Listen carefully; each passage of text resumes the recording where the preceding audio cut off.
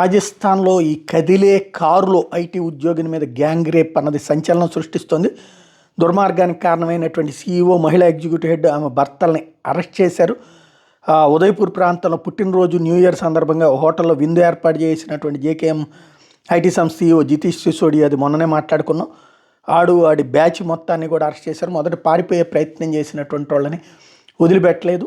ఆ డాష్ బోర్డ్లో ఆ ఫుటేజ్ దొరక్కపోయి ఉంటే కనుక అమ్మాయికి కూడా తెలిసేది కదా. ఎందుకంటే అమ్మాయికి సమ్ డ్రగ్ కంటెంట్ ఉన్నటువంటి ఒక మందు ఇవ్వటం, అమ్మాయి అది తాగి అపస్మారకంగా కారులో ఉన్నప్పుడు వీళ్ళిద్దరూ కూడా అక్కడ ఉన్నటువంటి హెడ్కి సంబంధించిన భర్త ప్లస్ సీఈఓ, ఈ ఇద్దరు దుర్మార్గానికి పాల్పడ్డటువంటి విషయం అమ్మాయి కొంచెం స్పృహలోకి వచ్చినప్పుడు గమనించి, అంతకుముందు కూడా తన మీద జరిగింది అన్నటువంటి విషయం తెలుసుకుని ఆ విషయాన్ని కంప్లైంట్ ఇచ్చింది. అమ్మాయి గట్టిగా నిలబడడానికే సిద్ధపడింది. ఎందుకంటే ఇప్పుడు జోవియల్గా అదేదో మన ప్లేడర్ పాత్ర వేసినటువంటి పవన్ కళ్యాణ్ సినిమా ఉంది కదా, జోవియల్గా ఉండటం అంటే అన్నీ అర్పించేసుకుంటున్నట్టు కాదు, పడుకోమని చెప్పినట్టు కాదు. ఆ విషయాన్ని ఇక్కడ ప్రధానంగా టచ్ చేస్తోంది.